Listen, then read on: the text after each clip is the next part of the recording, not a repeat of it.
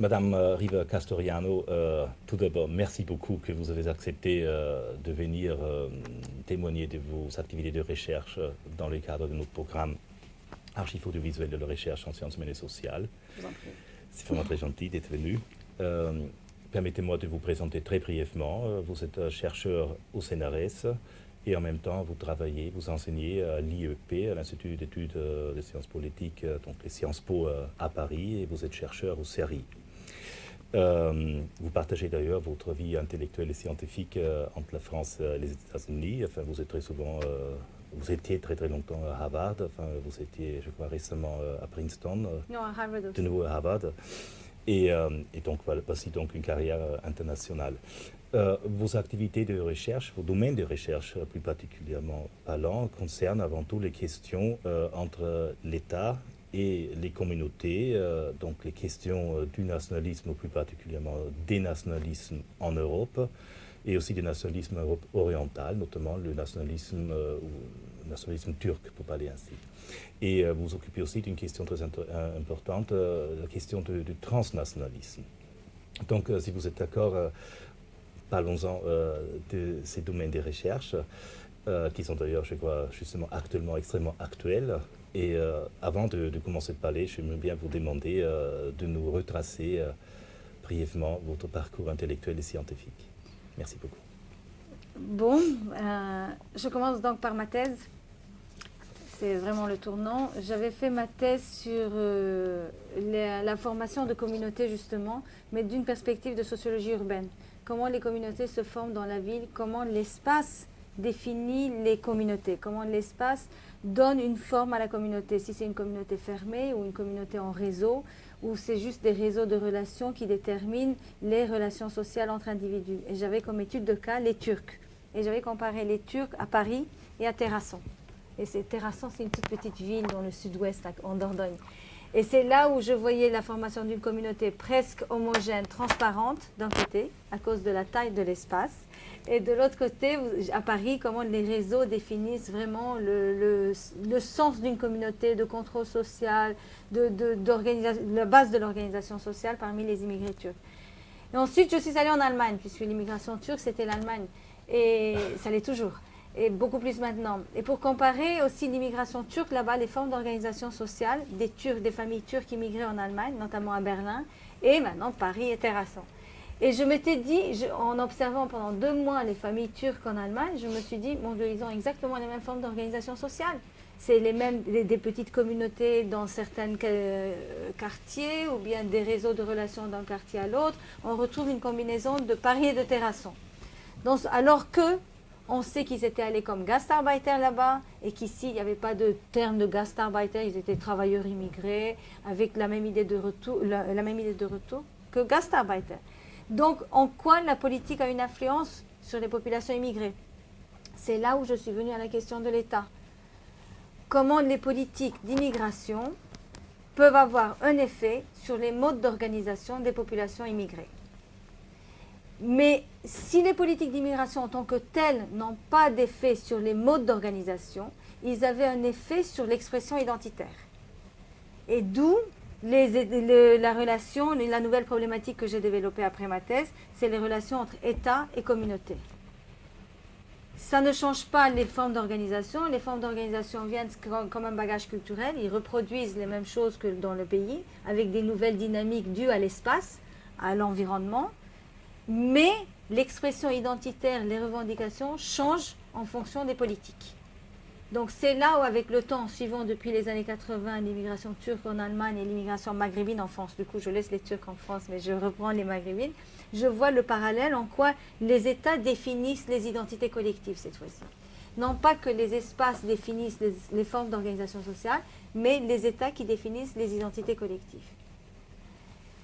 Et c'est là où je vois en France comment le débat depuis les années 80, fin 80, autour du foulard, de la laïcité, de cette crispation autour de la religion, a fait que l'expression collective identitaire des populations immigrées, qui dans la grande majorité sont des pays musulmans, devient l'islam.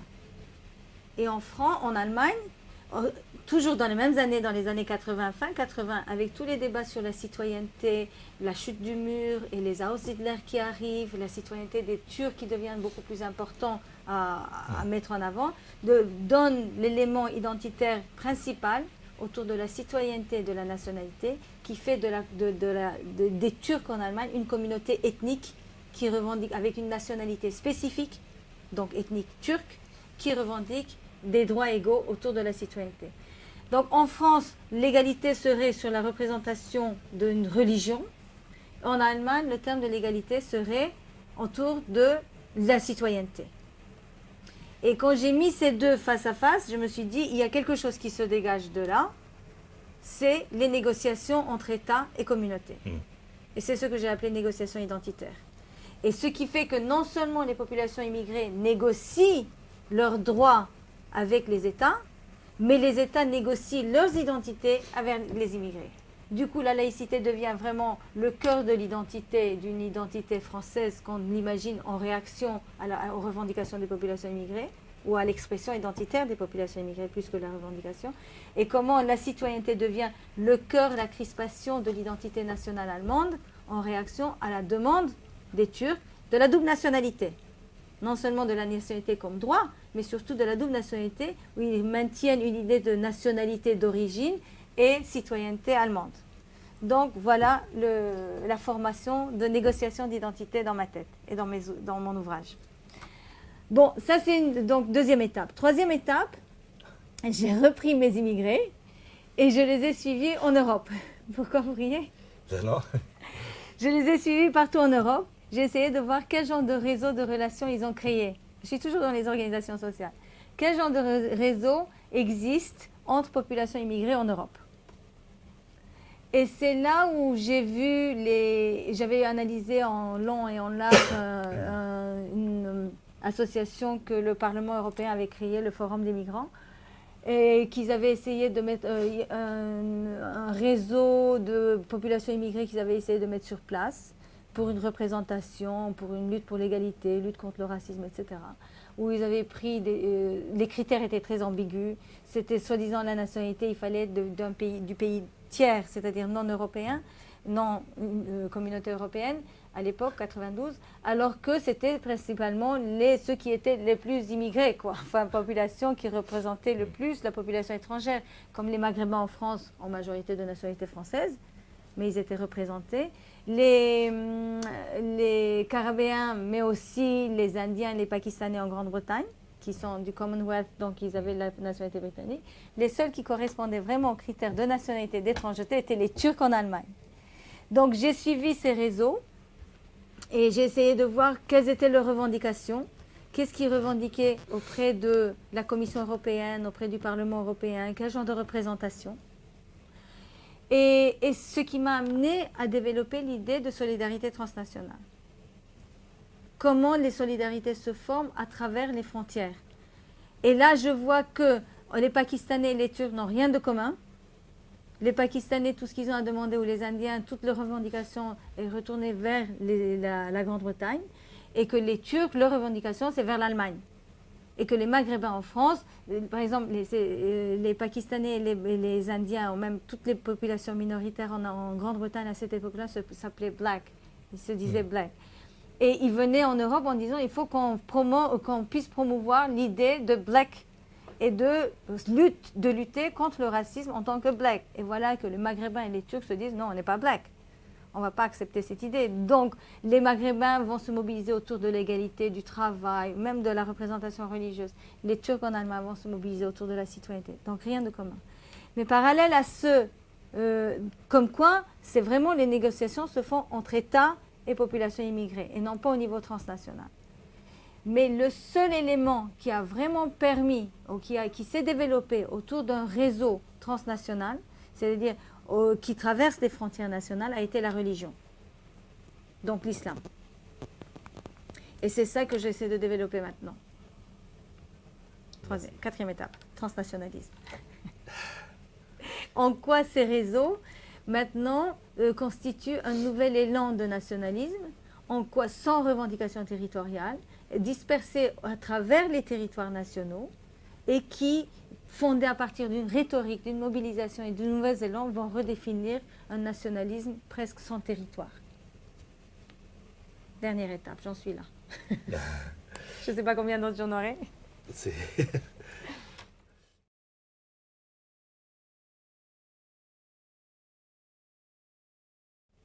Madame Castoriano, si vous voulez bien, est-ce qu'on peut revenir encore justement sur le... Donc, vous avez dessiné les 4 grandes étapes de votre recherche. Est-ce qu'on peut revenir sur la première étape, enfin, donc, ce rapport entre espace social ou espace et communauté? Vous aurez la gentillesse de le définir ou de le développer encore davantage? Est-ce que c'est l'espace qui, de certaine façon... définit les relations sociales et les formes de communauté. L'espace lui-même qui définit, ou est-ce que l'espace est habité par une communauté selon... l'espace géographique. L'espace géographique. Oui. Par exemple, Terrasson était une petite ville de je ne sais plus combien d'habitants maintenant, je ne me souviens plus, mais il y avait pratiquement 75 familles turques, je ne sais plus combien de familles de maghrébins. J'avais fait une monographie de Terrasson, mais il y a longtemps. Et là, c'était une petite ville où il y avait 3-4 HLM et aussi des petites maisons dans la ville.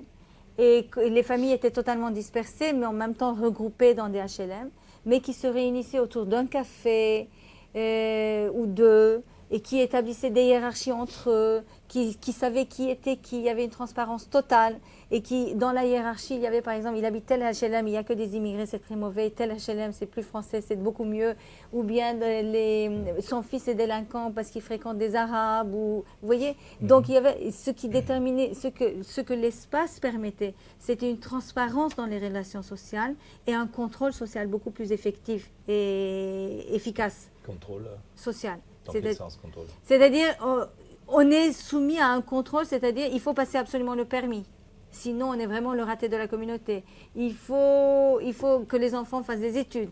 Il ne faut pas que les enfants soient voleurs ou délinquants. Ou bien il faut habiter dans des bois HLM. Il faut avoir acheté son mobilier, je ne sais pas où. Il faut avoir la même plante qu'on amène de Turquie du même village, etc. Donc, il y a des similitudes, quelque chose qu'on partage en commun qui donne le sens de communauté et qui définissent les inclusions à un groupe et les exclusions à un groupe. Et ça, c'est l'espace qui peut le faire. On ne peut pas trouver ça à Paris. Mais à Paris, ce que j'avais trouvé... Oui, à Paris, forcément. Paris, c'est une grande ville. Les familles sont dispersées, quoiqu'il y a des quartiers de concentration. Les quartiers de concentration turcs, à l'époque, c'était Strasbourg-Saint-Denis. Ça l'est toujours un peu. Ils étaient dans la confection. Ils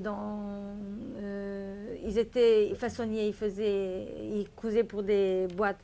Et donc, ils étaient principalement à Strasbourg-Saint-Denis. Donc, quand j'ai commencé ma recherche, on m'a orienté vers une famille à Strasbourg-Saint-Denis. Et la famille de Strasbourg-Saint-Denis m'a orienté à une autre famille à Montreuil. De Montreuil, je me suis trouvée à Pont-de-Sèvres. De Pont-de-Sèvres, je me suis trouvée à Stalingrad. De Stalingrad, je me suis trouvée à République. De République, je me suis trouvée encore à Strasbourg-Saint-Denis. Et à Aulnay-sous-Bois, Goussainville, etc. C'était du coup, je suivais les réseaux. Une famille m'envoyait à l'autre, une famille soit en fonction de la confection, de la profession, ou bien de là où ils venaient, ou bien des idéologies politiques, parce qu'ils étaient communistes à l'époque, ou je ne sais trop quoi, etc. Mais quand j'ai commencé à rédiger ma méthodologie pour ma thèse, j'ai vu deux choses. Je suivais sur un plan de métro ce que j'avais fait pour aller retrouver les familles. J'avais vu à peu près 30 familles. J'ai vu que tout se passait sur 2 lignes de métro. Pont-de-Sèvres, mairie de Montreuil, porte de Clignancourt, porte d'Orléans. Arbitraire ou par hasard, ou est-ce qu'il y a une motivation derrière? Justement, je me suis dit, tiens, c'est curieux, tout se passe sur 2 lignes et il y a 2 grandes correspondances où il y a les 2 fortes concentrations de Turcs, Strasbourg-Saint-Denis et République. Et je ne peux pas penser que c'est un hasard. C'est comment on visite les uns et les autres, les facilités, les réseaux, comment on les établit, etc. Donc là, il y a l'espace qui a donné un sens à leur mode d'organisation. C'est de là que je définis, si vous voulez, que j'essaie de voir comment l'espace définit les formes d'organisation sociale. Bon, quel genre de contrôle social? On ne peut pas avoir le même contrôle social qu'à Terrasson. Sauf que quand on fait des visites, tout ce qui est commérage, discussion entre les familles, par où ils sont passés, où est-ce qu'ils habitent, quel genre d'atelier, quel genre de machine, pour qui ils cousent, etc. Tout ça devient vraiment... Il y avait aussi, à Goussainville, ils étaient chez Citroën. Ils travaillaient à Citroën à l'époque. Et donc tout ça établissait d'autres formes de liens, d'autres formes de contrôle. Par exemple, et ça changeait totalement les formes de relations familiales. À Terrasson, c'était vraiment les femmes d'un côté et les hommes de l'autre, comme au village. À Paris, c'était les hommes contribuaient au travail de la femme et la femme faisait en même temps la confection avec l'homme. Mais aussi, par exemple, comme elle venait des villes, ou bien d'une grande ville, il y avait le passage d'une grande ville à Paris. Ils ne venaient pas directement du village. Et là, ils faisaient comme le 5 o'clock tea. Les femmes se retrouvaient dans leur imagination à 5 heures, prendre le thé, alors que ce n'est pas vrai, elles ne quittaient pas les machines. Donc, c'est des nouvelles formes de sociabilité qui s'intégraient à cause de l'espace, parce qu'elles étaient dans une grande ville. Vous voyez, c'était ça l'idée de relation, comment l'espace, la forme de l'espace, la structure de l'espace et géographie définit les organisations sociales. Et urbain aussi. Bien sûr, bien sûr. Et le dernier point, là, sur le transnational, c'est, je retrouve la même idée d'espace. Comment le territoire dans le nationalisme, ce qui est territoire pour le nationalisme, laisse sa place à un espace, puisque ce nationalisme est dans l'espace, c'est vague. Il n'y a pas de frontières. Donc c'est un espace vague où le territoire cède sa place à l'espace pour définir une expression qui devient nationaliste par le mouvement, par la rhétorique, par l'identification. Bon. Une question à propos des communautés turques qui habitent à Paris et à Terrasson, ce sont les mêmes communautés? Enfin, non. À Terrasson, ils venaient directement d'un village, et majorité du même village. Et de quelle partie de la Turquie? Centre. Centre. Et ceux qui habitent Paris? Paris, ils étaient originairement d'un village, évidemment, mais ils avaient eu un apprentissage dans une grande ville, soit Ankara, soit Izmir, soit Istanbul. Ils avaient passé 3-4 ans. Voilà. Il y avait le passage village, ville en Turquie et Paris. Et là, village, village. Vous voyez? Donc, j'ai un livre là-dessus. Qui s'intitule Être turc en France.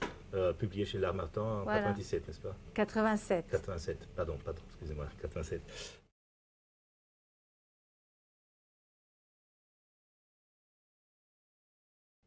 Madame, une autre question maintenant en ce qui concerne les communautés turques en Allemagne. L'espace, il intervient comment là? C'est plus difficile parce que la communauté, enfin les Turcs sont très très nombreux. Et ils sont localisés où en Allemagne d'ailleurs? Excusez-moi. Oh, partout. En Allemagne de l'Ouest. Mais maintenant, on les trouve à l'Est aussi. Avec des implantations industrielles, on les trouve à l'Est. Ils investissent à l'Est. Il y a des usines de mobilier, il y a des usines de montage industriel, etc. que les Turcs ont créées. Ce sont des investisseurs turcs? Turcs d'Allemagne. Qui ont investi après la chute du mur en Allemagne de l'Est. Mais en Allemagne de l'Ouest, ils sont partout. C'était surtout Düsseldorf, Stuttgart, Berlin, Hambourg, Munich, pas tellement, en Bavière, pas tellement. Mais partout. Et alors donc, la question de l'espace... En Autriche aussi, il y a beaucoup de Turcs. Il y a beaucoup, oui. Je sais. Mais je n'ai pas étudié l'Autriche. Vous devez venir. Je ne suis jamais allée en Autriche. Oui. Il faudrait venir. Oui. C'est intéressant. Je sais. Merci. Mais pour revenir sur la question de l'espace... en Allemagne, je ne pourrais pas dire la même chose parce qu'à Berlin, par exemple, il y a des quartiers de Turcs. Il y a Kreuzberg, Neukölln, il y avait aussi Tiergarten. Tous ces quartiers, c'est des Turcs. Mais ce que j'ai constaté après, au fur et à mesure de ma recherche, jusqu'aux années 95, je voyais que les Turcs qui avaient subi une mobilité sociale, et malgré l'unification, et que Kreuzberg est devenu le centre, on avait dit que les promoteurs allaient investir sur Kreuzberg, Kreuzberg va devenir l'endroit le plus cher, etc. Non, les Turcs sont restés à Kreuzberg. Il y a une mobilité sociale, ils sont devenus riches, ils ont leur propre business, ils ont leur épicerie, leur marchand de légumes, leur industrie, etc., leur agence de voyage, ils sont restés à Kreuzberg. Donc là, c'est peut-être l'environnement qui a fait qu'on est mieux, ou bien l'environnement politique, là du coup, plus que l'espace, fait qu'on est mieux entre soi. Donc on va changer l'image de l'immigré turc, parce que l'image de Kreuzberg a changé, on va changer avec l'image de Kreuzberg, et du coup, ils ne vont pas nous voir comme les Turcs de Kreuzberg au pied du mur. D'ailleurs, il n'y a plus de mur. Donc, c'est ça que j'avais constaté, mais c'est difficile à dire pour l'Allemagne que l'espace joue sur les organisations sociales. En même temps, partout en Allemagne, comme c'est fédéral, chaque État a sa propre définition politique, pas de l'immigration, l'immigration politique est nationale, mais d'organisations sociales comme les associations, etc. Mais là aussi, on retrouve les mêmes associations. Et après, ça devient par l'Inde. Par exemple, Türkische Gemeinde zu Berlin, Türkische Gemeinde zu Brambourg, etc. Et après, ils essaient de se faire une confédération au niveau allemand, mais de l'Allemagne en général. Mais là, c'est plus le système politique que l'espace, la structure de l'espace. Et en même temps, je maîtrise beaucoup moins la structure de l'espace en Allemagne qu'ici. Et en même temps, ici, on pouvait voir des communautés, c'était plus transparent, c'était petit, je pouvais suivre les trajectoires. Mais en Allemagne, on retrouvait une petite société turque avec 2,5 millions d'individus. C'était carrément, tout était mélangé. De l'élite aux travailleurs immigrés, de l'illettré aux professeurs d'université, tout. Il y avait de tout. Donc, et toute la composition ethnique de la Turquie, c'était une mini-société turque, et ça l'est toujours.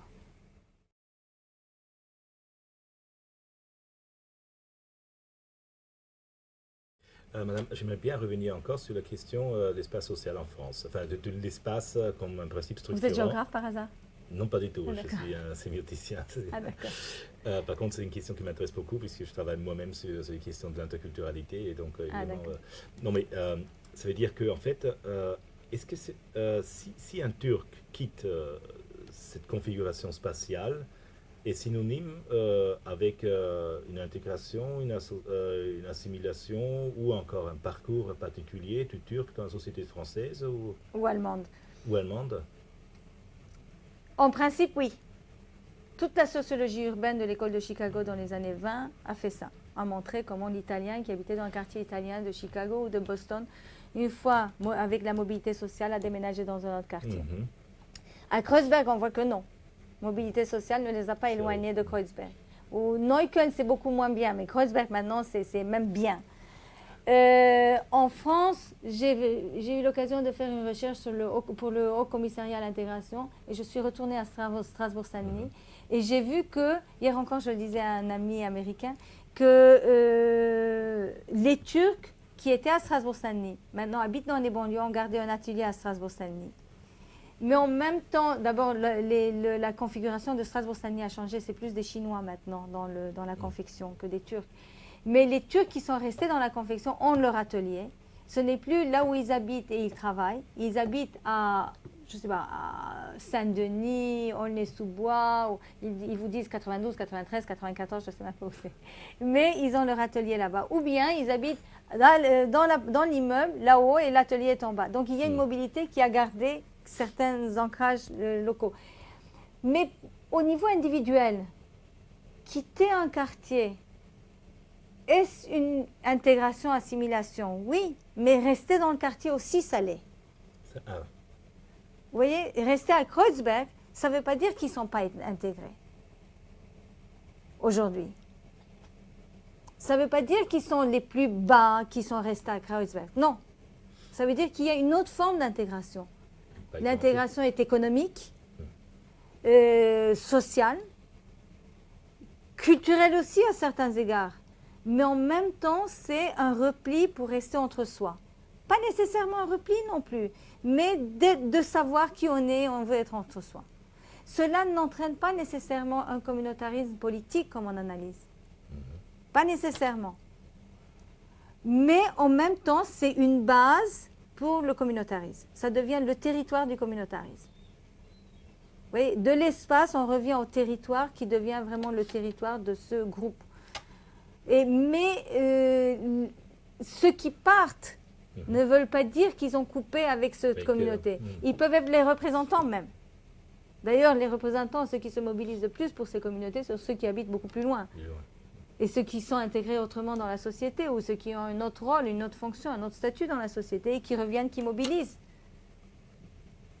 Donc aujourd'hui, à cause des questions d'identité, et surtout, moi j'attribue cela surtout aux politiques d'identité, c'est on appartient à quelque chose, à une communauté ou à une identité avec laquelle on s'identifie partiellement, mais qui donne une ressource de mobilisation.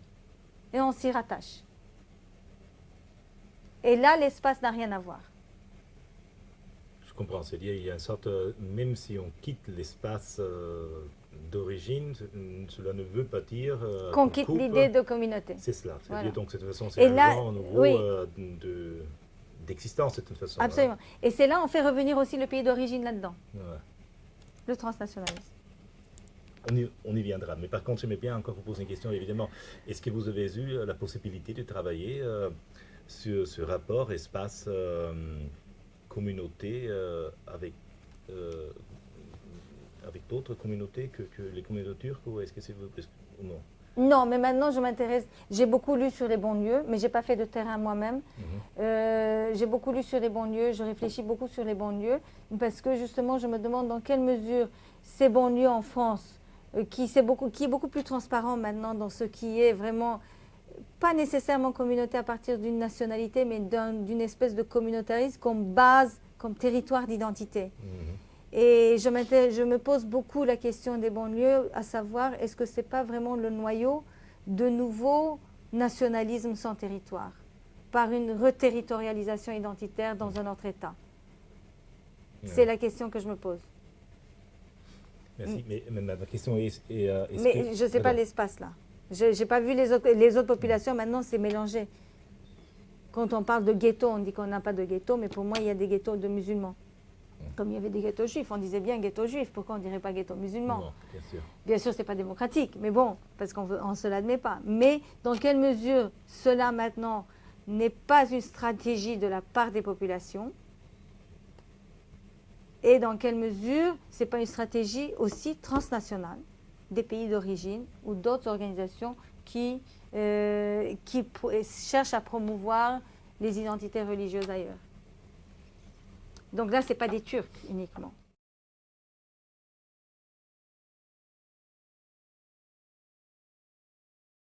Madame, vous avez cité tout à l'heure l'école de Chicago.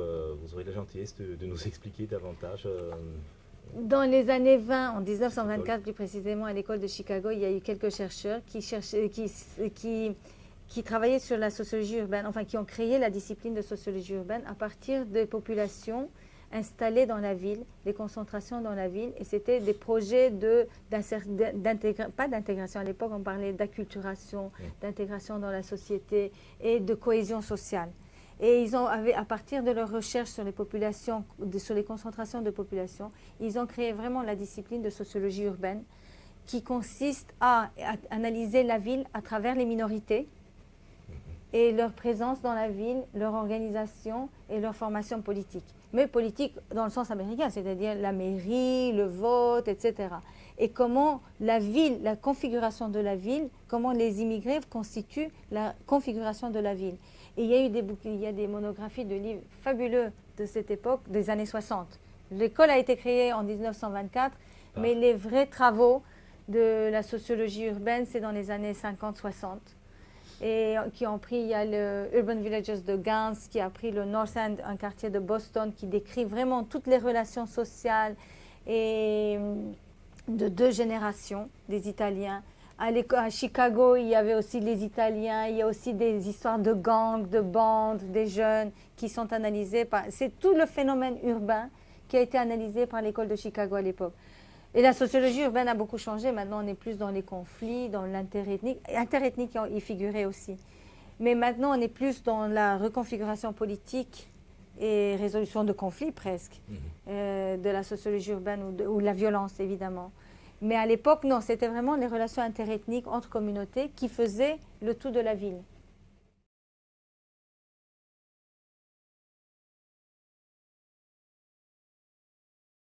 Passons à la deuxième étape, si vous êtes d'accord, donc à ce rapport entre État et communauté.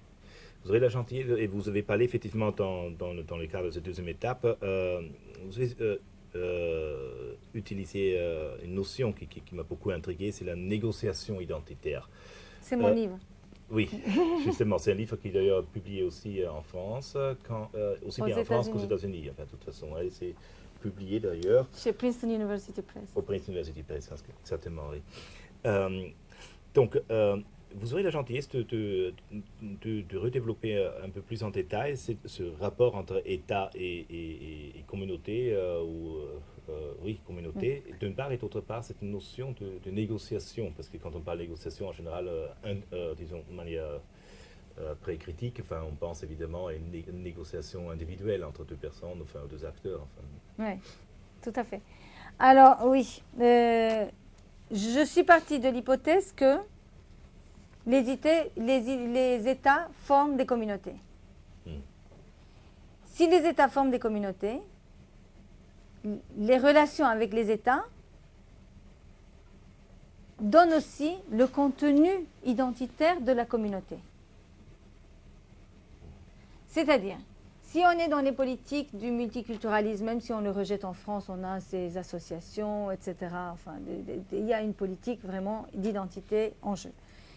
Et un multiculturalisme appliqué, disons, à travers les ZEP, ZUP, zones d'éducation prioritaire, zones urbaines prioritaires, et la formation des associations à partir des années 80, qui ont donné vraiment un input à l'organisation des populations immigrées.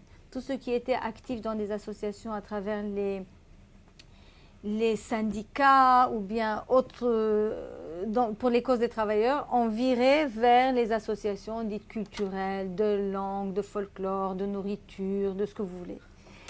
Alors, et chaque petit détail identitaire donnait lieu à une association. Et il y avait des ressources pour ça. L'État finançait.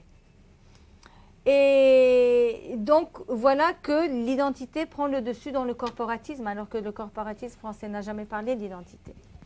Et la même chose en Allemagne. Exactement la même chose. Dans les années 80, les immigrés commencent à s'organiser autour des associations.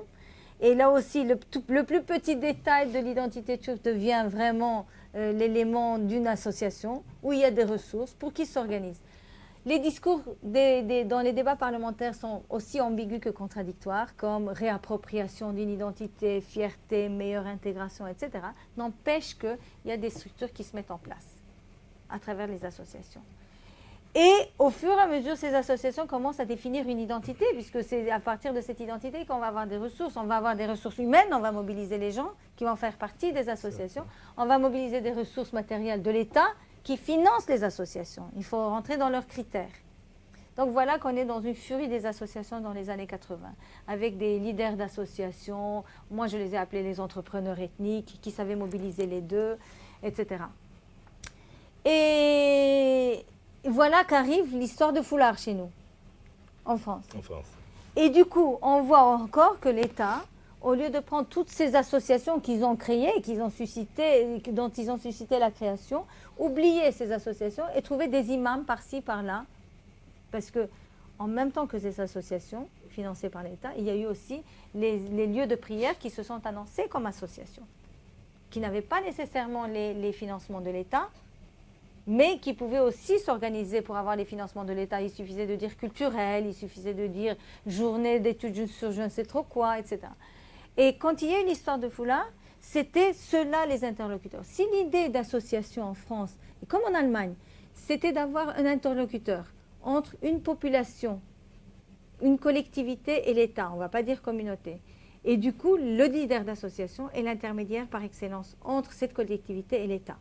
C'est l'État va le prendre comme interlocuteur, va l'interroger en disant quels sont les besoins, qu'est-ce qu'il faut qu'on fasse, etc. Donc, quand il y a eu une crise comme le Foulard, qu'on a créé une crise comme le Foulard en 89, et l'interlocuteur d'emblée est devenu l'imam, qui allait dire qu'est-ce que c'est que le foulard, pourquoi elles doivent porter le foulard, pourquoi elles doivent l'enlever, etc. L'État a essayé de trouver des médiateurs laïcs, des jeunes filles jolies, sans le foulard, qui vont dire aux filles, non, levez-le, regardez, je suis très bien musulmane et sans le foulard. Ou bien ils vont trouver des imams qui vont dire, non, non, voilà notre religion, voilà ce qu'elle demande, etc. Bon.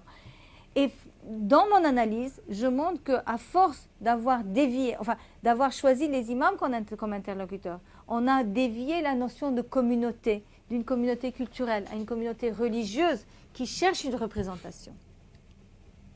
Mais en même temps, on sait que les autres religions en France, parce que ça a mis en face la France face à ses contradictions par rapport à la religion et la laïcité. En même temps, on sait que les autres religions qui sont définies comme religions minoritaires, comme les protestants et les juifs, ont une institution représentative. Et les musulmans n'en ont pas. Donc, ça a donné une légitimité aux musulmans, aux associations musulmanes ou islamiques, de s'organiser pour une représentation. D'où la constitution d'une communauté avec sa légitimité autour des institutions qui va se situer face à l'État. Et les thèmes vont être l'égalité et la représentation égalitaire sous forme d'institutions. Il y a maintenant le culte français, Conseil français du culte musulman. L'année dernière, Sarkozy l'a créé. Donc voilà où se trouvent les négociations. La négociation, le fait que les populations s'organisent, ils ont trouvé une légitimité autour de l'islam pour s'organiser face à l'État, a poussé l'État à négocier les termes de la laïcité. Les termes de la laïcité étant la base de la citoyenneté en France. Citoyenneté philosophique, je veux dire. Et voilà ce qu'est un Français et celui qui est laïque. L'assimilation passe par la laïcisation. Avec les autres populations, la question ne se posait pas, ils étaient catholiques. Polonais, italiens, espagnols, portugais, ça ne se pose pas. Et pourquoi la communauté tout d'un coup devient maghrébine? Parce que c'est une institution représentative autour d'une religion qui a fait que. Et du coup, ça met aussi la France face à ces contradictions de la laïcité, où les autres religions, comme les protestants et les juifs, sont aussi considérées comme des religions de minorité, et on attend que les musulmans soient des religions de minorité comme les deux autres. D'où la négociation. La négociation, c'est négocier à travers la religion les termes de la citoyenneté en France. En Allemagne. Non, restons s'il vous plaît. Et les conséquences de ça Par exemple, maintenant, si vous prenez le fameux cas du foulard, parce qu'évidemment, on y est. Les conséquences de ça, c'est dans quelle mesure ces associés, une fois qu'on trouve une légitimité dans la revendication communautaire, la question que je me pose moi, je sais que ce n'est pas une conséquence dans l'absolu, c'est dans mon analyse, c'est est-ce que cela ne donne pas lieu à des petites nations embryonnaires autour d'autres éléments à l'intérieur de l'État français, avec d'autres éléments identitaires, d'autres appartenances, d'autres rhétoriques d'appartenance, et qui va en donner lieu à mon nationalisme transnational. Mais alors, les conséquences pour l'État français, ça... Excusez-moi, ce sont vraiment des questions brûlantes. Oui, c'est très très important, les conséquences non seulement pour l'État français, les conséquences pour les États. Oui, oui. Les conséquences pour les États, c'est pour ça que moi j'étais pour la loi qui interdit le foulard, parce que c'est une façon de l'État de s'affirmer en disant « tu n'as pas à avoir notre nation sur mon territoire ». Et les conséquences peuvent être je peux être très pessimiste en disant que c'est comme la guerre est aujourd'hui non territoriale, les nations peuvent être tout à fait non territoriales et faire la guerre à l'intérieur des territoires et des États. Comme je peux être optimiste en disant que si l'État s'affirme assez et contrôle assez, peut-être que, et accompagné d'une politique de non-discrimination et d'égalité et vraiment d'une rhétorique qui permet à ces populations de s'identifier avec la France ou avec les États où ils se trouvent, pas nécessairement la France, on pourrait peut-être atténuer ce sentiment nationaliste qui émerge de l'extérieur, qui pénètre les États. Cela signifierait à la limite qu'il y aurait des nations sans territoire fixe, d'une certaine façon. Oui.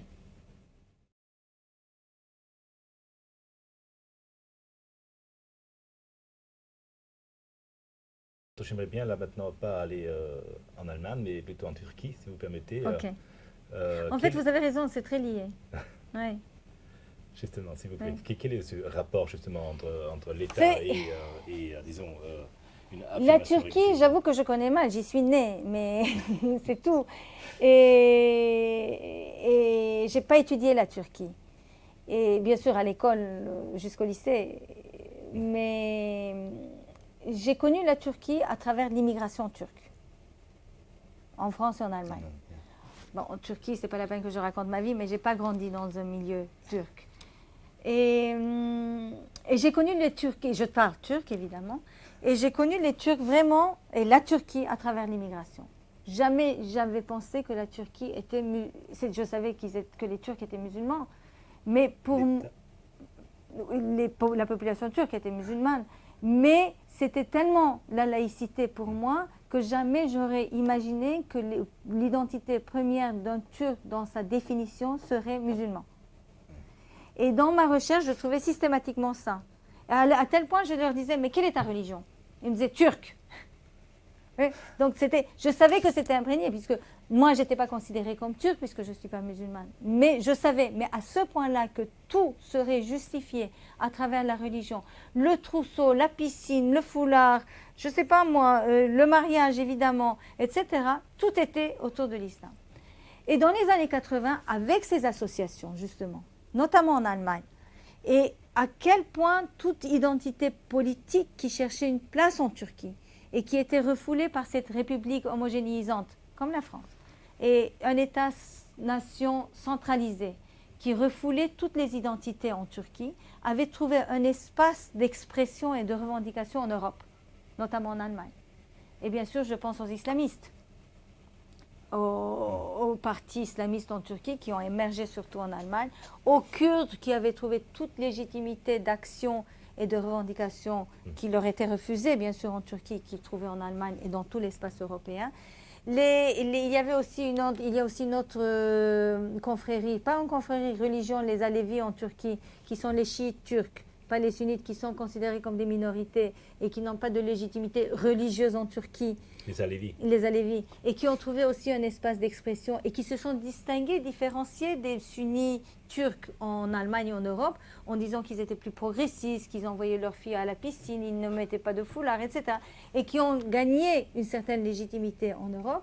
Et voilà que je retrouvais toutes ces identités qui étaient tabous en Turquie et qui trouvent un espace d'expression, de revendication et de légitimité en Europe. Ça veut dire qu'en fait, toutes les questions qui se posent actuellement en Turquie ont été réimportées par l'Europe. C'est mon argument. C'est exactement ce que je dis. Ça veut dire que l'ébranlement actuel de cet État extrêmement laïque de Turquie, depuis laïque déjà. Turc, donc en fait, de toute façon, il est menacé par les communautés immigrantes. Pas menacé, je ne dirais pas menacé, puisque maintenant tout État change. Est-ce que l'État français est menacé? Non. Mais je ne pense pas que les États soient vraiment menacés. Les États sont poussés à réagir, à négocier. À négocier. Voilà. C'est le soft, c'est la solution soft, tant qu'il n'y a pas vraiment de vrai conflit territorial. S'il y a un conflit territorial, c'est plus négociation. Mais là, je me dis, et j'ai une amie justement qui m'a demandé de faire un livre sur la Turquie. J'ai jamais travaillé sur la Turquie, j'étais en train d'écrire négociation identitaire. J'ai dit, je vais voir. Je suis allée en Turquie, j'y vais souvent, et je me suis dit, je vais voir quel genre de trucs je peux faire, quel genre de livres je peux faire sur la Turquie, un pays sur lequel je n'ai jamais travaillé, et je déteste les monographies. Et du coup, j'ai commencé à lire autrement les journaux où je voyais vraiment l'influence de l'immigration, surtout en été, où les immigrés rentraient, où on donnait la parole aux imams de Berlin, aux cheikh l'islam, aux califes, etc. Tout ça, ça avait émergé en Allemagne. Il y avait un calife, il y avait un chef de l'islam, il y avait des divisions politiques de l'islam, etc. Et je me suis dit, voilà la Turquie qui se redéfinit. D'une part, la Turquie découvre qu'elle est musulmane, parce qu'il y a le parti politique islamiste qui prend de l'ampleur. La Turquie est musulmane. La Turquie se découvre sunni, parce que les Alevis se définissent comme minorité. Pour moi, ils étaient tous turcs. La Turquie se définit comme ethniquement turque, puisque les Kurdes ne sont pas turcs. Et voilà qu'on retrouve la définition ethnique du turc qu'on a en Allemagne, en Turquie. Et là, je me disais, est-ce que le nouveau nationalisme turc, alors que l'idée de la création de l'État-nation turc, c'était de rassembler tous ceux qui étaient sur le territoire, c'était l'idée d'Atatürk, et que la création de l'État-nation, exactement à l'image de la France, avec les Bretons, les Alsaciens, les Corses, les Basques, etc., créer un État unitaire. L'idée de l'État unitaire en Turquie commence à se décomposer et trouve son fondement, le noyau dur de l'ethnicité devient vraiment être sunni turc en Turquie, et les autres prennent un statut de minorité qui revendique des droits face à cet État turc. Donc, et ça, c'est pour moi l'effet vraiment de l'immigration. Et en plus, aujourd'hui, si je prends l'effet contraire de la Turquie sur l'immigration, je me dis dans quelle mesure maintenant ces forces politiques qui ont été importées en Turquie, qui ont pris de l'ampleur en Turquie, qui négocient avec l'État turc, leur revendication, leur reconnaissance, et qui pousse l'État turc à négocier avec eux une place à leur accorder, n'est pas maintenant envoyé vers l'Europe dans l'idée du lobbying ou bien, vous voyez, par rapport à l'Union européenne. Donc il y a ce va-et-vient qui est très très transparent dans le cadre de l'immigration turque, qui m'a permis aussi d'ailleurs de développer plus le transnationalisme que j'essaie de voir avec d'autres populations. C'est quand même vachement intéressant et aussi en même temps extrêmement paradoxal. Enfin, je ne sais pas, parce qu'en fait, si je me souviens bien, l'immigration turque en Allemagne, comme yougoslave, était avant tout une immigration économique. Oui, mais maintenant c'est fini, ça fait 50 ans. Et en fait, ce qu'on exporte, enfin, ce qu'on réexporte, c'est une façon de l'Allemagne, ce ne sont pas disons, les valeurs, entre guillemets, du capitalisme libéral, l'État social, mais de toute façon, ça n'a pas de fait. On réexporte de cette façon les investissements financiers, mais liés à des références culturelles relativement traditionnelles et identitaires. Ouais. Ouais. C'est vraiment curieux. Enfin, non, mais c'est très commun. Parce que l'immigration, aujourd'hui, ce n'est plus un travailleur immigré. Est-ce que cela ne veut pas, excusez-moi que je vous interromps, mais c'est une question qui m'interloque beaucoup. Enfin, est-ce que ce n'est pas, c'est une façon, une preuve indirecte de l'échec de l'intégration turque en Allemagne, je veux dire. En France aussi, ou en partout. France, bien sûr. Oui. Ça, je vous donne l'exemple des Turcs parce que c'est les plus... Les Turcs, c'est intéressant parce qu'ils sont plus dispersés partout en Europe. Il n'y a pas qu'en Allemagne. D'accord, la grande masse est en Allemagne, mais vous avez en Autriche, en Belgique, en Hollande, dans les pays du Nord, en France, même maintenant en Grèce, en Espagne, en Italie.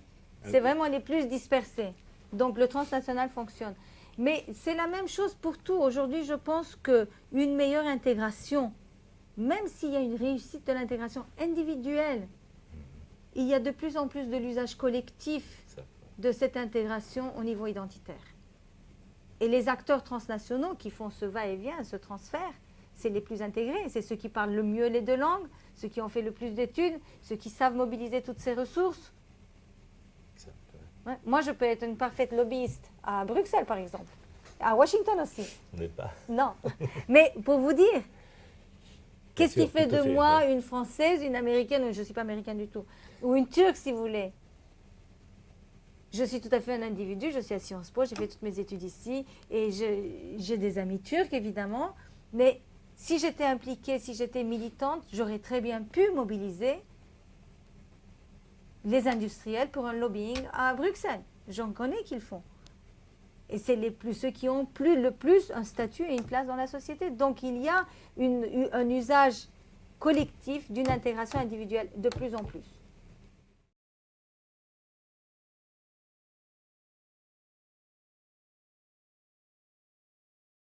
Revenons, vous avez donc justement insisté encore en ce qui concerne ce deuxième point, très vite, cette opposition entre la question de la religion en France versus la question de la citoyenneté de la communauté ethnique en Allemagne. Enfin, vous pouvez développer davantage un peu cette opposition? Si les négociations ici, c'est autour de la religion, comme je le démontre, je trouve le même phénomène de négociation autour de la citoyenneté en Allemagne.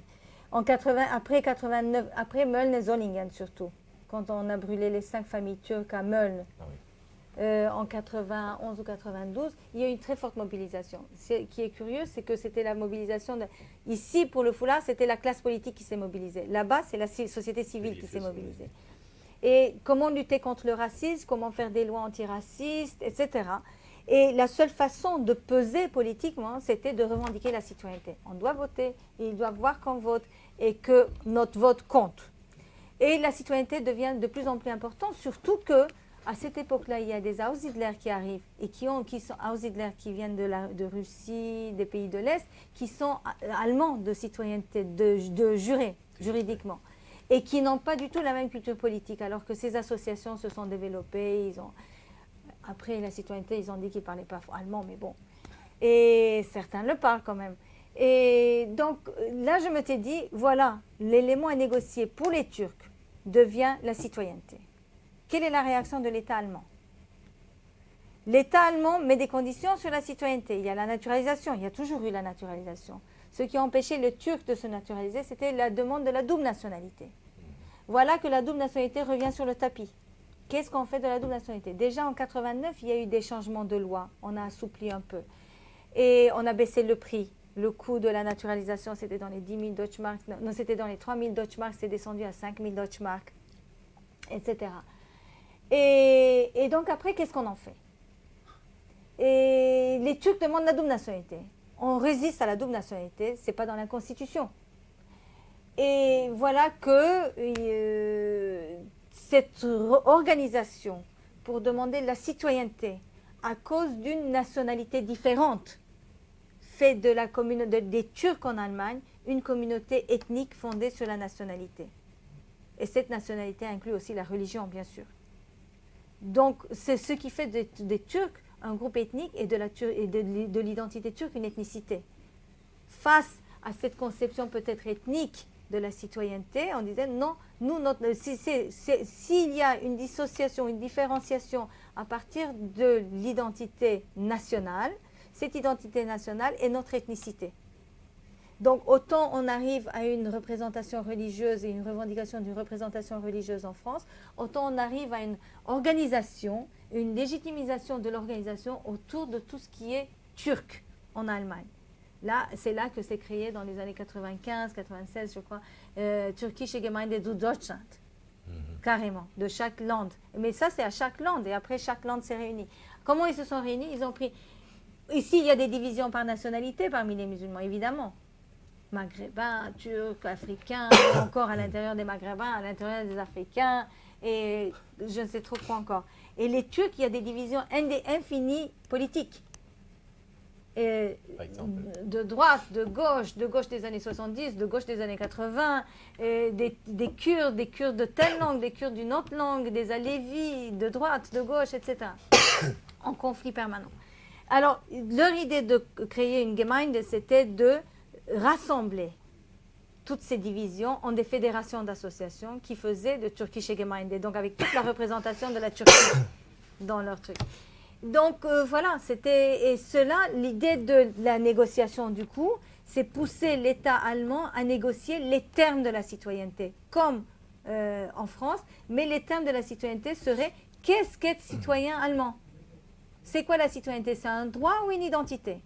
Autant la revendication en France met la France face à ses contradictions quant à la relation État et religion, autant la revendication de la double nationalité met l'Allemagne face à sa dualité entre citoyenneté et nationalité, qui existe déjà en Allemagne. Quoique c'est unifié autour de l'État-nation, mais dans la conception, ça existe. Et donc la double nationalité a cristallisé ces négociations autour d'une identité ethnique avec des droits égaux. Et c'était en 97, je crois qu'il y a eu, quand Schröder avait mis le truc de la double nationalité, 98.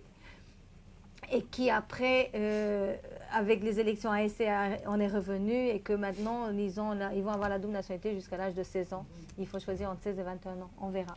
Et ce qui a fait changer aussi la loi sur la citoyenneté, où chaque enfant né en Allemagne de parents étrangers qui sont depuis 8 ans en situation régulière est allemand. Donc, il y a eu, ces négociations ont abouti à définir des différentes lois sur la citoyenneté et en mettant en suspens la double nationalité qui est vraiment la limite de la négociation. Donc, les négociations amènent, si vous voulez, sur la scène, les identités qui sont les plus dures à céder, comme la laïcité et la double nationalité. Merci beaucoup.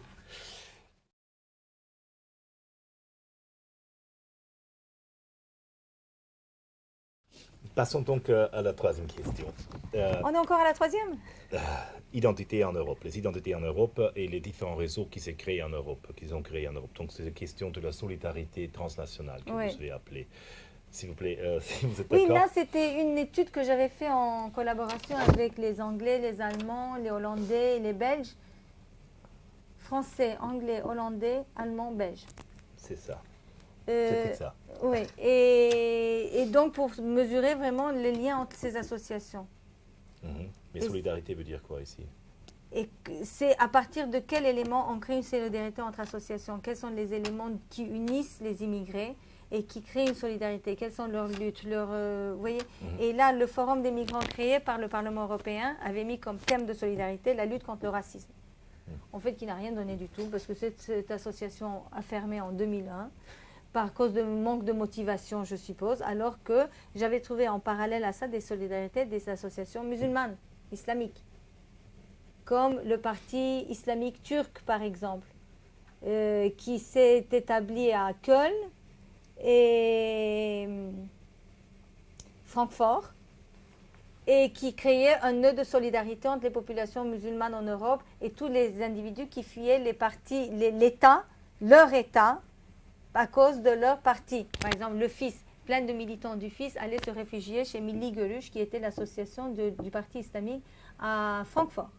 Ou bien, il y a une autre association qui s'appelle... Qui fuyait l'État turc? Non, ou algérien ou autre, ça dépend. Il y a une solidarité de partis islamistes de tous les États. Des partis islamistes, souvent, sont en conflit avec leurs États pour le pouvoir. Donc, ils fuient. Le FIS avait fui. Et il retrouvait, par exemple, le Milli Görüş, c'est l'association, la Vision nationale, c'est l'association des Turcs, des islamistes turcs, partout. Il y a 28 branches de ça. Et le cœur est à Francfort. Donc, la solidarité, c'était l'accueil, tout ce qu'une association peut faire. Les aider à faire leur papier de réfugiés ou je ne sais trop quoi. En même temps, il y avait une autre association qui s'appelle Foi et Pratique. Elle est d'origine pakistanaise et elle prêche aussi l'islam partout en Europe et d'une solidarité de tous les musulmans, mais notamment pakistanais, mais qui est aussi un lien de solidarité pour tout. Ils voudraient rassembler tous les musulmans. Et là, ils vont dire que notre association, notre but n'est pas politique. L'islam n'a rien à voir avec le politique, c'est surtout, ça s'appelle Foi et Pratique d'ailleurs. Donc il y a quelques associations comme ça, où il y a des nœuds d'associations qui se créent et qui sont valables et qui ont survécu beaucoup plus que ce forum des migrants. Et qui avait comme origine le recrutement, la promotion de l'islam avec des fonds, soit des pays d'origine, soit des organismes internationaux, soit par l'Arabie Saoudite, etc. Et qui continuent à exister comme élément de solidarité. Bon, maintenant la question, dans quelle mesure c'est l'élément de solidarité? Quels sont les liens avec les pays d'origine et les partis islamistes des pays d'origine? C'est le transnationalisme. Paradoxalement, le transnationalisme, alors qu'on veut être européen, a introduit de fait les pays d'origine en Europe. Parce que systématiquement, c'est une référence aux pays d'origine. Ou bien à d'autres organismes. L'Arabie Saoudite, qu'est-ce qu'elle a à faire avec l'Europe? Maintenant, tout est lié. Donc, le Pakistan, c'est la Grande-Bretagne. Pourquoi ça ne serait pas l'Europe? Vous voyez? Donc, c'est autant, si vous voulez, pour moi, le Forum des migrants n'a pas eu de signification en soi, mais je peux très bien imaginer qu'il ait pu donner le mode d'emploi de la formation des réseaux de solidarité à travers l'Europe, quel que soit l'élément de base de cette solidarité, religieuse, ethnique, linguistique. Mais ces associations que vous venez de citer, là, les deux, enfin, l'une... Foi et Pratique et Foi et Pratique, c'est ça, qui se trouve à Francfort, c'est ça? Non, Foi et Pratique est à Londres. À Londres. Et l'autre, enfin... À Francfort, mais ils sont partout. Mais c'est-à-dire, ces associations-là, elles sont des associations qui sont reconnues par... Bien sûr, par les États, bien sûr, bien sûr. En Allemagne, à Berlin, je crois que c'était en 99 ou 2000, je ne sais plus exactement, l'État de Berlin a reconnu Milli Görüş comme interlocuteur de l'islam de Berlin. Et quelles sont les relations, c'est la question inévitable toujours évidemment, de ces associations avec un islamisme, mettons, militant et radical? Leur discours ne l'est pas. Si je dois analyser leur discours, leur discours ne l'est pas. Et la pratique? Quelle est la pratique de l'islam radical? Non. Je ne sais pas quelle est la pratique de l'islam radical, mais leur discours, c'est eux qui ont prêché surtout l'intégration.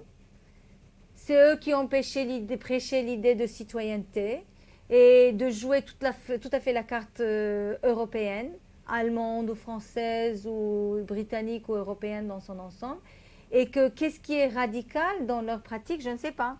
Le recrutement des imams, ce qui se dit dans des cours de Coran, je ne sais pas. Moi, dans mes entretiens, j'ai leur discours qui fait que voilà ce que c'est qu'être un bon immigré, un bon citoyen, un bon musulman, un peu comme Tariq Ramadan d'ailleurs.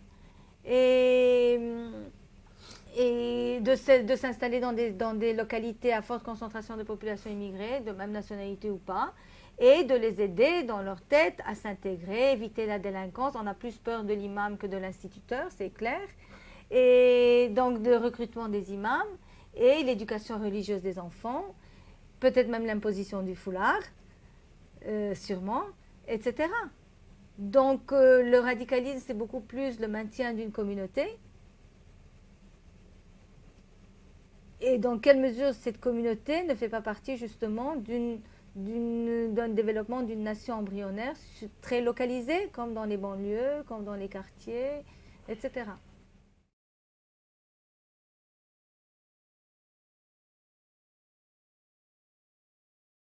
Dans quelle mesure c'est justement cette reterritorialisation, à travers la localisation des populations immigrées et leur présence, leur implantation et leur rôle qui est devenu vraiment primordial dans le maintien de l'identité, dans tout ce qui est vraiment identitaire, n'est pas, et les forces transnationales ailleurs qui viennent nourrir des guerres comme enfin la question palestinienne, qui viennent nourrir cette idée de fierté ou d'humiliation, les deux sont liés aujourd'hui, ne fait pas de cette communauté vraiment le noyau d'un nationalisme qui se développe ou qui s'exprime au-delà d'une idée de communauté. Ça veut dire que, en fait, ce qui est pour vous transnational, ce sont des nouvelles formes, disons, nationalisme. De nationalisme, hein, donc de sentiment d'appartenance à une certaine communauté, mais complètement déterritorialisé. L'Algérien de Saint-Denis, par exemple, le garçon... Qui se reconnaît davantage à Saint-Denis ou dans un réseau, ou dans un discours, quand dans le village algérien de son père, où la terre ne signifie rien pour lui, c'était juste pour son père ou pour son grand-père. Son territoire, c'est Saint-Denis, son identification, c'est des causes politiques transnationales, et son problème, c'est la France. Son problème. C'est-à-dire d'intégration, d'acceptation, etc. S'il y a un rejet, s'il ne peut pas se faire accepter, etc., où est-ce qu'il se réfugie? Dans ces réseaux transnationaux qui trouvent une légitimité. Pas de légitimité, mais qui trouvent une certaine pertinence et qui agissent et qui bousculent le monde et dans lequel il pense trouver une place, alors qu'il n'a pas pu bousculer sa présence en France. Et tout ça, je pense qu'on est plus ou moins responsable à travers les politiques d'identité, à travers les politiques de communauté, qui a fait que de plus en plus on s'identifie ailleurs qu'au lieu de pousser à s'identifier au pays où on se trouve, même à la localité. Bien sûr, en France, on a insisté sur la citoyenneté, le choix politique d'être français, etc., tout en traitant l'autre d'autre, arabe ou musulman ou juif. Je n'avais jamais entendu autant parler de tout ça. Qu'en France? Non, que ces dernières années. Donc, forcément, il y a une identification ailleurs parce qu'on les voit, il y a une rhétorique. Moi, enfin, s'il y a quelque chose à faire, je ne suis pas là pour donner des conseils, mais s'il y a quelque chose à faire, c'est surtout jouer sur la rhétorique d'identification. Parce que c'est là-dessus que le transnational joue, sur la rhétorique de l'identification, à travers l'humiliation, à travers le rejet, à travers la guerre. Pour revenir justement sur le transnationalisme, ce transnationalisme, c'est cette sorte d'émergence des communautés sans territoire, ou disons avec un territoire, enfin sans espace. Localisé, mais sans territoire. Sans territoire.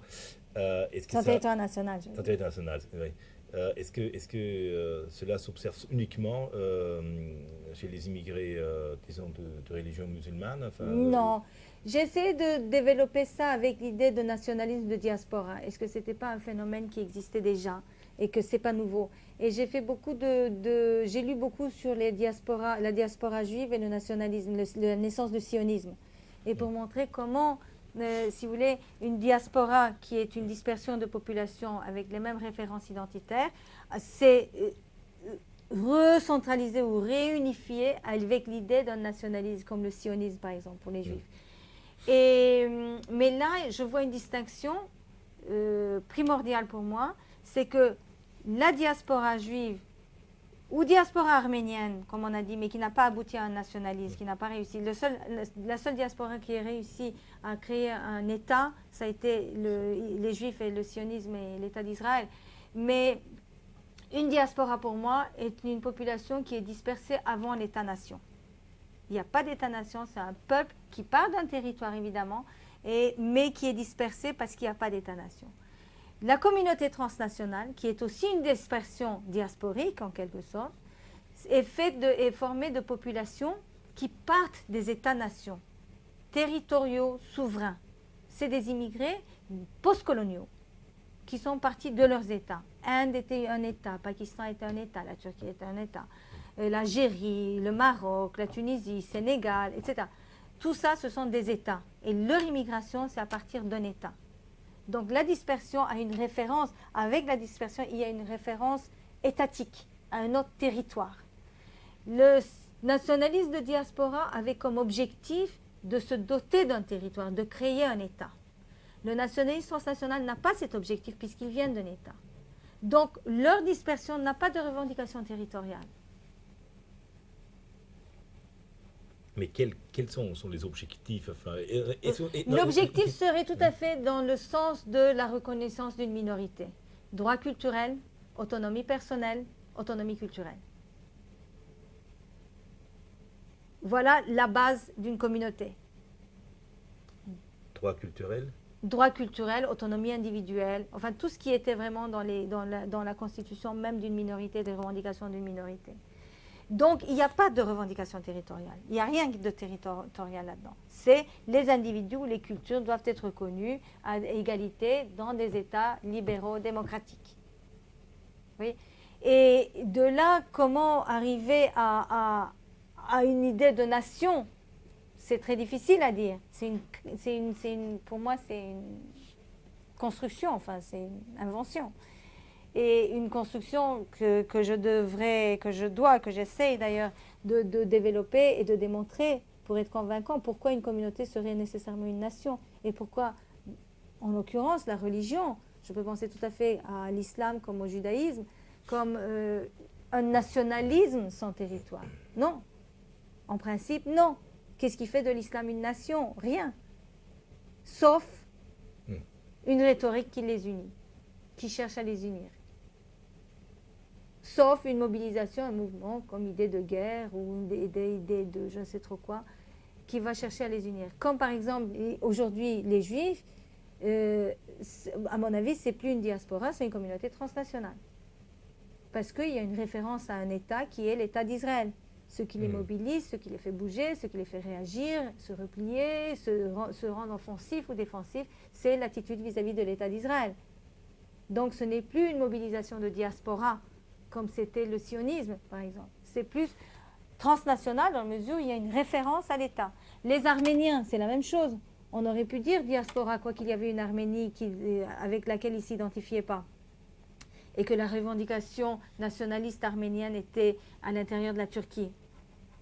Mais depuis le démantèlement de l'Union soviétique et la présence de l'Arménie comme État, il y a une communauté transnationale arménienne qui fait des revendications, même de reconnaissance historique, par exemple le génocide, la reconnaissance du génocide au Parlement français, voilà la transnationalisation, si vous voulez, à travers la présence et la puissance d'une communauté qui revendique l'histoire qui a eu lieu dans un autre État parce qu'il y a un État indépendant Arménie aujourd'hui. Vous voyez, c'est ça le côté transnationalisme pour moi. Les Arméniens ici ne vont jamais avoir une revendication territoriale, évidemment, mais ils vont demander des reconnaissances historiques qui va être liée à l'histoire du peuple arménien et liée aussi au fait qu'il y ait un État arménien souverain indépendant. Question, par exemple, est-ce que l'immigration chinoise dans le monde peut aussi considérée comme une certaine, disons, comme un amorce d'une constitution d'une communauté transnationale qui serait qu'on est en Chine? Beaucoup ont écrit là-dessus, sur les Chinois, c'est possible. On a parlé de la diaspora chinoise, on parle de la diaspora indienne, on parle du nationalisme sikh, par exemple, chez les Indiens. Ouais. Comment il y a un nationalisme, mais pour moi, ça, c'est un nationalisme de diaspora, parce qu'il revendique un territoire à l'intérieur de l'Inde, comme les Kurdes, par exemple. Les Kurdes, c'est entre les deux. C'est à la fois une minorité, c'est à la fois une diaspora, et c'est à la fois une communauté transnationale. Transnationale parce qu'ils ont comme référence l'État turc, c'est des immigrés avec la nationalité turque, en majorité. Diasporiques, parce qu'ils ont une idée de reconstitution d'un État, d'un territoire. Et en même temps, minorité, parce qu'ils se définissent territorialement dans une région d'un État. Oui, comme les Hongrois en Roumanie, comme... voilà. Voilà, c'est ce que j'essaie de développer maintenant, dernièrement.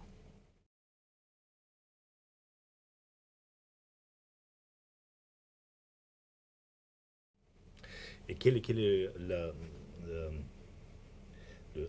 rapport en fait entre un État-nation traditionnel comme la France, l'Allemagne, l'Allemagne. Si, c'est un État-nation, l'Allemagne. Oui, l'État fédéral. Mais c'est nation quand même. Oui. Oui. C'est devenu nation. Enfin, par rapport à ces communautés transnationales. Et Comment intégrer, de certaine façon, la réalité, en effet, la réalité de ces communautés transnationales dans une réalité, pour le moment encore dominante, d'un État-nation.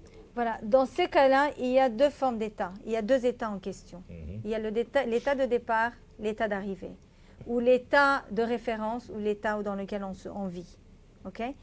Si, par exemple, par rapport à l'État de départ, tout ce qui est, par exemple, une mobilisation comme les Kurdes, qui sont organisés au niveau transnational, européen, et qui cherchent une revendication et une reconnaissance auprès des institutions européennes et auprès des États de résidence, qui les reconnaît. C'est une structure transnationale leur permet de négocier leurs droits en Turquie, parce qu'ils ont eu une certaine légitimité dans un espace démocratique.